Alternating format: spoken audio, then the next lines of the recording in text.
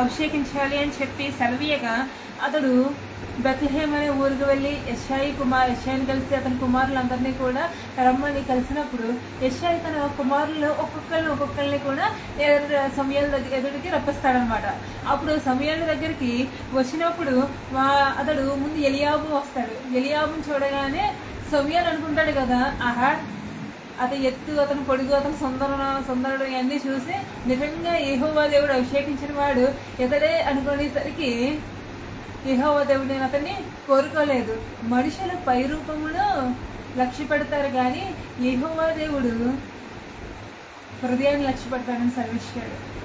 మరి ఈనాడు దేవాదేవుడు గడిచిన సంవత్సరం అంతా మనల్ని సజీవులుగా ఆయన సన్నిధిలో ఉంచి కాచి కాపాడి రక్షించి ఆయన మనల్ని ప్రతి విధమైన సమస్య నుంచి, ప్రతి విధమైన ఇబ్బందికరమైన స్థితి నుండి ఆయన మనల్ని తప్పించి రక్షించి ఈ రీతిగా ఆయన మనల్ని సజీవంగా ఉంచాడు. మరి సంవత్సరం ఆఖరి ఆదివారాన్ని మనము ఉన్నాము. ఆదివారాలు చాలామంది ఎక్కడెక్కడో గడుపుతూ ఉంటారు, ఏవేవో పనులు చేసుకుంటూ ఉంటారు. కానీ దేవుని సన్నిధిలోని ఉన్న ఆనందాన్ని దేవుడు స్తుతించరు, దేవుని ప్రార్థించరు, దేవుని వాక్యాన్ని చదివే తీరిక కూడా కొంతమందికి ఉండదు. కానీ యెహోవా దేవుడు చెప్తున్నాడు కదా, మనుషులు లక్ష్య పెట్టే వాటిని నేను లక్ష్య పెట్టినంటున్నాడు. మనుషులు నీ గురించి ఏవేవో అనుకుంటూ ఉంటారు, లేకపోతే నీ పై రూపాలను చూసి, లేకపోతే నువ్వు మంచి వస్త్రాలు వేసుకుంటేనో, లేకపోతే నీవు ఏమన్నా ఆభరణాలు అనేవి వేసుకుంటేనో ధరిస్తేనో వాటిని చూసి మురిసిపోతాను, లేకపోతే ఏమన్నా ఖరీదైన వాటి నీ దగ్గర ఉంటే వాటిని చూసి నిన్ను లక్ష్య పెట్టచ్చు.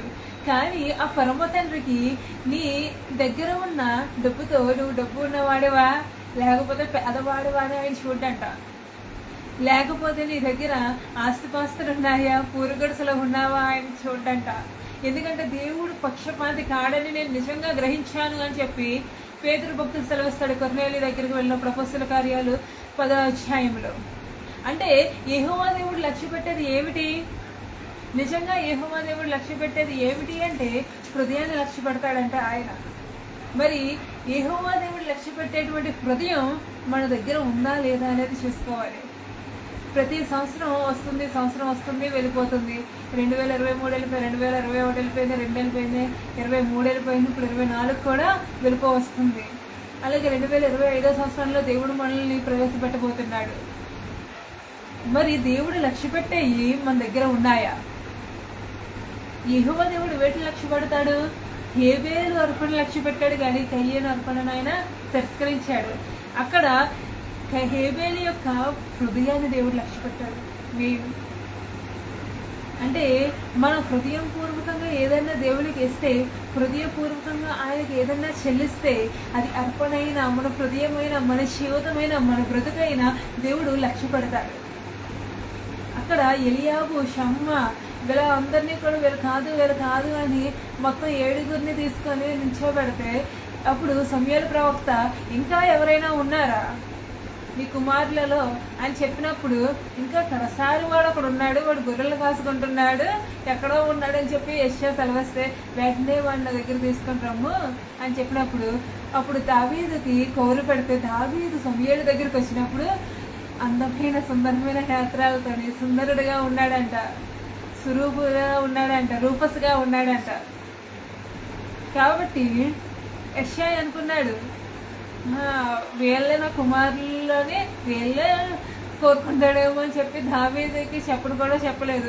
ఎప్పుడైతే ప్రవక్త అడిగాడో అప్పుడు కడసారి ఒకడు ఉన్నాడు, కనిష్ఠుడు ఒకడు ఉన్నాడని అప్పుడు దావీదు కోరి పెడితే అప్పుడు యెహోవా దేవుని ఆత్మ 12వ వచనంలో చూసినట్లయితే అతడు వాడిని పిలువనంపించి లోపలికి తోడుకొని వచ్చును. అతడు ఎర్రని వాడును, చక్కని నేత్రములు గలవాడును, చూచుటకు సుందరమైన వాడునై ఉండి అతడు రాగానే నేను కోరుకున్నవాడు ఇతడే, నీవు లేచి వానిని అభిషేకించమని యెహోవా సెలవీయగా సమూయేలు తైలపు కొమ్మును తీసి మన సహోదరుల ఎదుట వానికి అభిషేకము చేసెను. నాట నుండి యెహోవా ఆత్మ దావీదు మీదకి బలముగా వచ్చెను. తర్వాత సమూయేలు లేచి రామాకు వెళ్ళిపోయాను. ఆమేన్, హల్లెలూయా. మరి యెహోవా దేవుడు దావీదు రాగానే అంట నేను కోరుకున్న వాడైతే లేచి మీరు అభిషేకించమని చెప్పినప్పుడు సమూయేలు తైలపు కొమ్ముని తీసి వాడిని సహోదరుల ఎదుట వానికి అభిషేకం చేసిన నాటి నుండి యెహోవా ఆత్మ దావీదు మీదకి బలముగా వచ్చినంట. ఎంత బలముగా వచ్చినంటే తర్వాత అధ్యాయంలో మనం చూస్తాము. ఎంత బలముగా దేవుని ఆత్మ దావీదుని కమ్ముకుంది అంటే సింహాన్ని ఎలుగుబండి చంపేస్తాడంట. దవరణ పట్టుకొని ఎగిసేసే అంత బలంతో దేవుడు నింపుతాడంట. అంటే సౌలు దగ్గరికి వచ్చి యెహోవా దేవుని దగ్గర నుంచి ఆ యెహోవా దేవుని యొక్క ఆత్మ సౌలు మీద నుంచి వెళ్ళిపోయి సౌలు దగ్గర నుంచి అదే యెహోవా దేవుడి దగ్గర నుంచి ఇంకో అపవిత్ర ఆత్మ వచ్చి అంటే వెరిపిస్తే సౌలుని అప్పుడు అతను ఎంతో దురాత్మ చేత బహు బాధపడిచి ఉంటే యెహోవా దేవుని ఆత్మ గలవాడు వచ్చి సితారా వాయిస్తే కానీ అది వదిలిపోలేదంట. అంటే దేవుని ఆత్మ ఉన్నవాడు, దేవుని ఆత్మ కలిగి ఉన్నవాడు స్థితి ఆ విధముగా ఉంటుంది. ఫిలిస్తీయుడు గాదువాడైనటువంటి ఫిలిస్తీయుడు గొలియాదు వచ్చి సవాలు విసురుతాడు ఇశ్రాయేలు ప్రజలకి, ఎవరూ లేరా అని చెప్పి యెహోవా దేవుణ్ణి ఇశ్రాయేలు ప్రజల్ని తిరస్కరిస్తే దావీదు ఒక్కడే రోషంతో సున్నతి లేని ఫిలిస్తీయుడు ఎంతటి వాడు నా జీవం గల దేవుని నామాన్ని తిరస్కరించడానికి అని చెప్పి లేచి యుద్ధానికి బయలుదేరతాడు. సౌలు తన యొక్క రాశి ధరించే యొక్క వస్త్రాలు ఇస్తాడంట, ఆయుధాలు ఇస్తాడంట. దావీదు అవన్నీ తీసివేసి 5 రాళ్ళు ఒడిసెలు చేత పట్టుకొని ఆ గొలియాదు అనే వాడి నుదుటి మీదకి కొట్టడానికి వెళ్తాడు. గొలియాదు చూసి ఏంటి నేను కుక్కను నన్ను కొట్టడానికే వీడిని పంపించారు, నేను కుక్కను అనుకుంటున్నాడు అని చెప్పి అపహాసం చేస్తాడు. చీ అంటాడు దావీదుని చూసి. కానీ ఆ దావీదు ద్వారానే దేవుడు ఇశ్రాయేలుకి చేయని అనుగ్రహించాడు ఆనాడు. అంటే యెహోవా దేవుడు ఎన్నుకున్న ఏర్పాట్లు, ఆయన ఎన్నిక చాలా గొప్పగా ఉంటుంది, ఆయన ఏర్పాటు చాలా గొప్పగా ఉంటుంది. యెహోవా దేవుడు లక్ష్య పెడితే వారి స్థితి ఆ విధముగా ఉంటుంది. అందరి ముందు హెచ్చవుతాడు, అందరి ముందు హెచ్చింపబడతాడు, అందరి ముందు ఘనతకు పాత్రుడుగా ఉంటాడు. తర్వాత రాజుగా చేయబడతాడు, చక్రవర్తి అవుతాడు.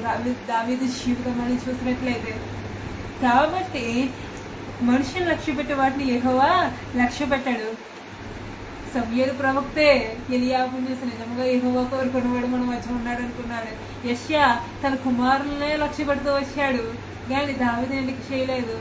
అతని అన్నలు కూడా ఎప్పుడు దావీదుని లక్ష్య పెట్టలేదు. కానీ యెహోవా దేవుడు దావీదు యొక్క హృదయాన్ని లక్ష్య పెట్టే దేవుడు అంట. మరి మన హృదయం ఏ విధంగా ఉన్నది? దేవుడు లక్ష్య పెట్టే విధముగా ఉన్నదా? దేవుడు కోరుకునే విధముగా ఉన్నదా? దేవుడు మన దగ్గర నుంచి ఏం కోరుకుంటున్నాడు? మరి పాత సంవత్సరాలు వస్తూ ఉన్నాయి, పోతూ ఉన్నాయి, కానీ మన బ్రతుకు మారకపోతే ఎలాగా? దేవుడు లక్ష్య పెట్టేటట్టు మన హృదయము ఉండకపోతే ఎలాగా? దేవుడిని నేను కోరుకున్న రీతిగా అని మన గురించి దేవుడు సాక్ష్యం ఇవ్వగలడా? ఈమె అందు నేను లక్ష్యం ఉంచాను అని చెప్పి దేవుడు చెప్పగలడా? అమ్మ నీ విశ్వాసం గొప్పది అనే సాక్ష్యం మనం పొందుకోగలమా? దేవుడు కోరుకునేవి ఇవే. బలా నమ్మకమైన మంచి దాసుడు అని ఆయన చేత మెచ్చుకోలు ప్రవక్తను మనం కలిగి ఉన్నామా? దేవుడు లక్ష్య పెట్టాలని ఆశపడుతున్నాడు. ఆయన 10 రూపాయలు లక్ష్య పెట్టాడంట. మన ఎత్తుని మనుషుల ఎత్తుని 10 రూపాయలని లేకపోతే మిగతా వారు కలిగి ఉన్నదాన్ని లక్ష్య పెడతారు, కానీ యెహోవా దేవుడు ప్రేమించేది, నిజముగా ప్రేమించేది హృదయాన్ని లక్ష్య పెడతాడంట. యథార్థమైన ప్రవర్తన గల వారిని లక్ష్య పెడతాడంట. మరి అటువంటి ప్రవర్తన మన దగ్గర ఉందా? దేవుడు లక్ష్య పెట్టడానికి సిద్ధంగా ఉన్నాడు, ఆయన కోరుకోవడానికి సిద్ధంగా ఉన్నాడు. కాబట్టి ఆయన నీ యందు నా యందు ఒక ప్రణాళిక అనేది ఉంది, ఒక పర్పస్ అనేది ఆయన కలిగి ఉన్నాడు. ఆయనకి మన మీద ఒక చిత్తము అనేది ఉంది, ఒక ప్లానింగ్ అనేది ఉంది. మరి దాన్ని నెరవేర్చాలి, ఆ నెరవేర్పును మనం చూడాలి, ఆ ఫలాన్ని మనం భుజించాలి, మనం పొందుకోవాలి అంటే మన హృదయం ముందు ఆయన ఎదుట పెట్టేయాలి, మన హృదయాన్ని ఆయన సన్నిధిలో కుమ్మరించేయాలి. దావీదు గొర్రెల కాస్త దేవుని స్తుతిస్తూ ఉండేవాడు, నిత్యము దేవుని స్తుతిస్తూ ఉండేవాడు, కీర్తన పాడుతూ ఉండేవాడు, కీర్తన కడుతూ ఉండేవాడు, దేవుని ఆరాధించే గొప్ప ఆరాధికుడుగా దావీదు ఉండేవాడు. అందుకే దేవాది దేవుడు దావీదు యొక్క హృదయము నిష్కల్మషమైనది. ఎంత హాని చేయాలని చూసినా, సౌలు ఎన్నిసార్లు దావీదుని చంపాలని చూసినా, ఎంత పగబట్టిన తర్వాత సౌలు ప్రాణం దావీదు చేతికి చిక్కిన దావీదు పొరపాటును కూడా యెహోవా అభిషేకించిన వాని జోలికి నేను పోను అని చెప్పి వెళ్ళిపోతాడు. అంతేగాని సౌలుకి ఏనాడు కూడా దావీదు హాని చేయడు. అటువంటి ప్రవక్తన అంటే మన శత్రువులు మనకు హాని చేసిన ఎంత అపకారం తలపెట్టినా కానీ వారికి మనం ఏం చేయకూడదంట, అపకారాన్ని తలపెట్టకూడదు. అటువంటి ప్రవక్తన, అటువంటి హృదయము దావీదుది.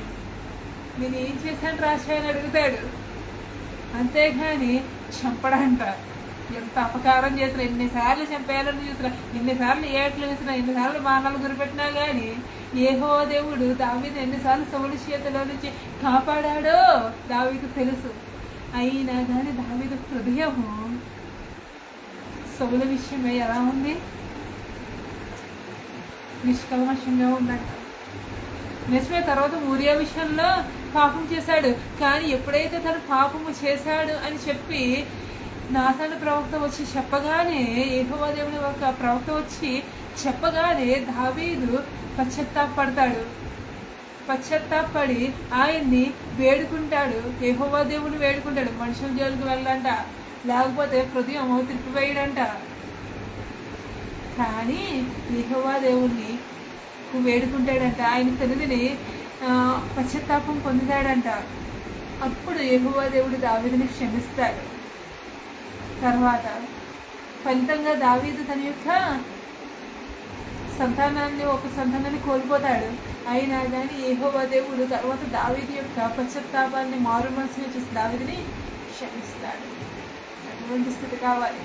అంటే పాపం చేసినా, తప్పు చేసినా కానీ అది పాపము అని దేవుడు చెప్పగానే, తన ప్రవర్తన పంపగానే అది పాపము అని చెప్పగానే దాన్ని విడిచిపెట్టేసి గుండెల బాధకొని ఏడుస్తూ ఆయన సన్నిధిని ఆయన పాదాలు పట్టుకొని వేడుకుంటే దేవుడు క్షమించే దేవుడై ఉన్నాడు. ఎందుకంటే నేను నశించిన దాన్ని వెలుగు రక్షించడానికి నేను ఈ లోకానికి వచ్చానని దేవుడు చెప్తున్నాడు. చాలామంది మేము పరిశుద్ధులము, పవిత్రులము, మాకు ఆ క్రియలు ఈ క్రియలు ఉన్నాయి, మేము ఆ ప్రార్థనా పరులము, ఈ ప్రార్థనా పరులము, ఎంత భక్తి పరులము అని చెప్పి చాలామంది అనుకుంటూ ఉంటారు.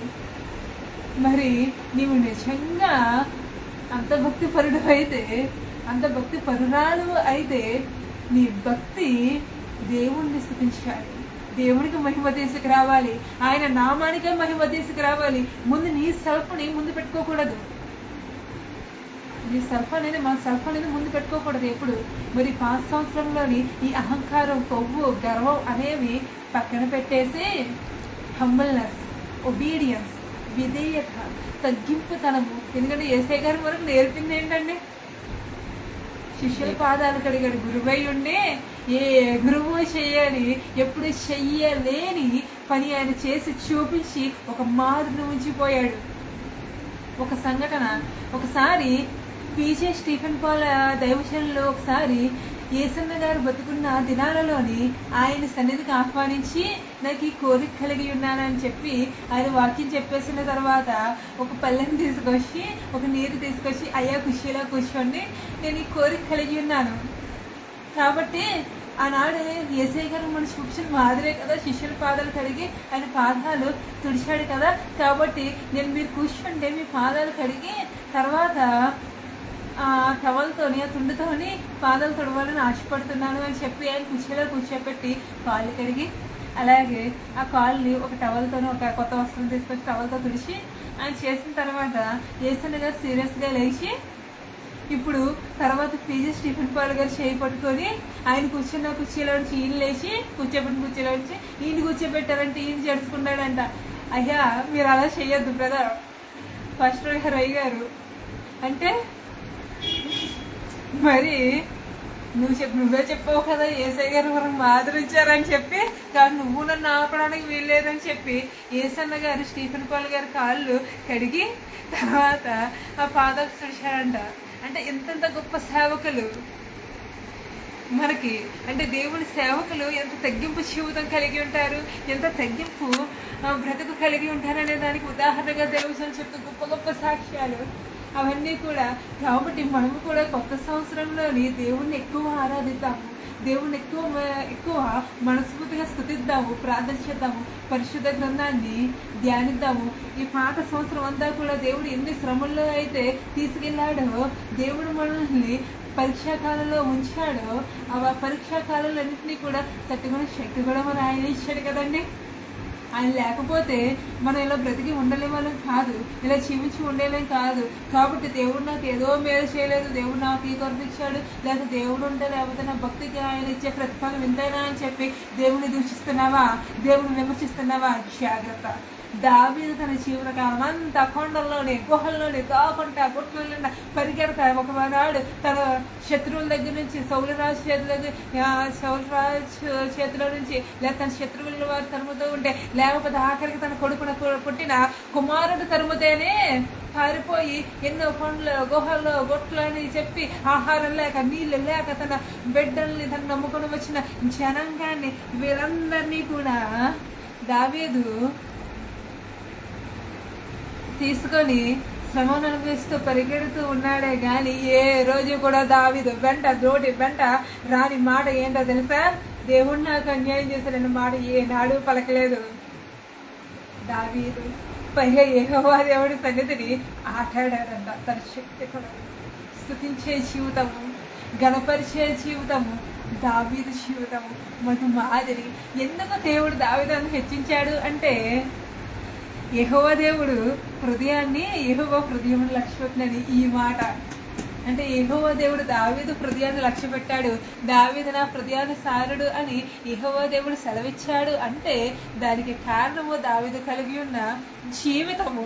అతని హృదయం దేవుని యొద్ద ఏ విధంగా ఉండదు. కాబట్టి మనము కూడా మన హృదయాన్ని దేవుని తట్టు త్రిప్పి ఆయన సన్నిధిని మన హృదయాన్ని కుమ్మరించి ఆ హృదయాన్ని లక్ష్య పెట్టే దేవుణ్ణి, పై రూపాన్ని లక్ష్య పెట్టేవాడిని కాదు, లేకపోతే మనం కలిగి ఉన్న దాన్ని లక్ష్య పెట్టే వారితో కాదు, మన పరిస్థితులను చూసి మనల్ని జడ్జ్ చేసే వారితో కాదు, మనకు కలిగి ఉన్న దాన్ని బట్టి మనం ప్రేమించి మన బాగోగులు మన ఇంటికి వచ్చి మనం పలకరిస్తారు. మనకు అన్నీ బాగుంటే మన ఇంటికి వచ్చి పలకరిస్తారు, మన ఇంటి దగ్గర ఉంటారు. అలాంటి వారిని కాదు. యెహోవా దేవుడు మన హృదయాన్ని లక్ష్య పెడతాడు. మనకు కలిగి ఉన్నది, మన హృదయంలో ఏముందో అది ఆయనకు కావాలి. యథార్థత కలిగి ఉన్నావా, నీతి న్యాయ ప్రవర్తన కలిగి ఉన్నావా, తగ్గింపు జీవితం కలిగి ఉన్నావా, విధేయత కలిగి ఉన్నావా, ఆయన సన్నిధిని సాగల పడుతున్నావా? ఇవే దేవుడు కావాలి. ఈ స్థితి మన స్థితిగతులు మారుస్తుందని దేవుడు పదే పదే చెప్పే మాట నిజంగానే మన స్థితిగతులు మారుస్తుందని మనం నమ్మినట్లయితే ఏ స్థితిలో అయినా సంతోషాన్ని, సమాధానాన్ని, నవ్వుని ఆయన మనకు అనుకరిస్తాడు. చాలా మంది వేరు బతుకులు చూస్తే ఎలా ఉన్నాయో నవ్వుతున్నారు పిచ్చోళ్ళలాగా, లేకపోతే హల్లెలూయా గాళ్ళని వికరిస్తారు. కానీ దేవాది దేవుడు ఆ హల్లెలూయా అని చెప్పే భాగ్యాన్ని రెండు చేతులు అయితే ఆయన ఆరాధించే ఆ ధన్యతని, ఆ నవ్వుని మనకి అనుగ్రహించాడు. హల్లెలూయా. నోటి నిండా నవ్వుంచే జీవితాన్ని మనకు అనుగ్రహించాడంట. ఇదే క్రైస్తవ జీవితం. మనం ఆయన సన్నిధిలో మనకి ఆనందం ఉంటుంది, సంతోషం ఉంటుంది, సమాధానం ఉంటుంది. మరి ఈ ఆదివారం నాడు, ఆఖరి ఆదివారంలో దేవుడు మనల్ని ఉంచి ఈ రీతిగా నడిపించి, మనం చాలామంది చర్చికి లేకుండా ఉండవచ్చు, పరిస్థితులు అనుకూలించకపోవచ్చు, అలాగే చర్చిలో గడుపుతున్న వాళ్ళు ఉండవచ్చు. కానీ ఎవరైతే దేవుని సన్నిధిలో ఎక్కడ ఉన్నా ఇతర ముగ్గురు నా నామన కొడి ఉంటే నేను వారి మధ్య ఉండాలన్న ఆ దేవుని మాటను బట్టి ఆయన దగ్గరికి వద్దామా, ఆయన చెంతకి వద్దామా? ఆయన మనకు సమీపముగా ఉంచే దేవుడంట, త్రోసివేసే దేవుడు కాదంట. ఆమె మరి చిన్న మాటలు దేవుడు మనం ఇంట్లో దీవించి ఆశీర్వదించునుగా. ఆమె చిన్న ప్రార్థన చేసుకుందామండి. మహోన్నతుడా, సర్వోన్నతుడా, సర్వశక్తిమంతుడా, మీకు వందనాలు తండ్రి దేవా యేసయ్యా. ఏ యోగ్యత లేని దానయ్యా, ఏ అర్హత లేని దానని తండ్రి దేవా యేసయ్యా. ఈ రీతిగా నన్ను బ్రతికించావు తండ్రి దేవా యేసయ్యా. మీకు వందనాలు. మహోన్నతుడా, సర్వోన్నతుడా, సర్వశక్తిమంతుడా, నా నోట నీ మాటను ఉంచి, నీ పరిశుద్ధాత్మ శక్తి నాకు తోడుగా ఉంచి నీవు చేసిన సహాయాన్ని బట్టి మీకు వందనాలు తండ్రి. ఎక్కడెక్కడైతే ఈ రోజు ఆరాధన జరుగుతున్నాయో, ఎక్కడెక్కడైతే పరిచర్యలు జరుగుతున్నాయో ఆ సంఘాలన్నింటినీ దీవించిన ఆశీర్వదించండి. అలాగే ఈ రీతిగా తండ్రి దేవా యేసయ్యా లైవ్ పెట్టడానికి మీరు కొన్ని నిమిషాలైనా కానీ వాక్యం చెప్పడానికి శక్తిని అనుగ్రహించండి. మీకు వందనాలు తండ్రి దేవా యేసయ్య. లైవ్ పెట్టడానికి తండ్రి దేవా యేసయ్య సహాయం చేసిన వారిని తండ్రి దేవా యేసయ్య, అలాగే తండ్రి దేవా లైవ్ పెట్టినందుకు తండ్రి దేవా యేసయ్య మీరు ప్రేరేపించి ప్రోత్సాహపరిచిన విధానాన్ని బట్టి మీకు వందనాలు తండ్రి దేవా యేసయ్య. ఈ లైవ్ కార్యక్రమాన్ని వీక్షించి మీరే వారందరితో మీరే మాట్లాడండి తండ్రి దేవా యేసయ్య. మీకు వదనాలు తండ్రి దేవా యేసయ్య. మీకు వదనాలు రాశా ప్రతి ఒక్కరిని దీవించి వారి కుటుంబాలను దీవించి ఆశీర్వదించండి తండ్రి. నిత్యము నీ సన్నిధి కాంతిని ఆత్మతోడు మా మీద ఉంచి మాకు తోడుగా ఉండి తండ్రి దేవా యేసయ్య. నీవు హృదయాన్ని లక్ష్య పెట్టే దేవుడవే కానీ పై రూపాన్ని లక్ష్య పెట్టేవాడువు కావు అనే మాట ద్వారా ఈనాడు మాతో మాట్లాడిన రీతిని బట్టి మీకు వందనాలు తండ్రి దేవా యేసయ్య. మీకు ఈ లైవ్ ద్వారా కొంతమంది అయినా మీ తండ్రి దేవా యేసయ్య వర్షములు మార్చుకునేలాగా సహాయం చేయడు తండ్రి. వాళ్ళ హృదయాలు మార్చుకునేలా సహాయం చేయడు తండ్రి. ఆత్మీయ ఆహారం నేడు మాకు దయచేసిన రీతిని బట్టి మీకు వందనాలు చెల్లించుకుంటున్నాము తండ్రి. నిత్యము ప్రేమ సమాధానం మాకు తోడుగా ఉండ దయచేయమని యేసయ్య అతి పరిశుద్ధమైన నామమును అడిగి ప్రార్థించి వేడుకుంటున్నాము తండ్రి. ఆమేన్. విన్నందరికీ వందనాలండి. Thank you. God bless you.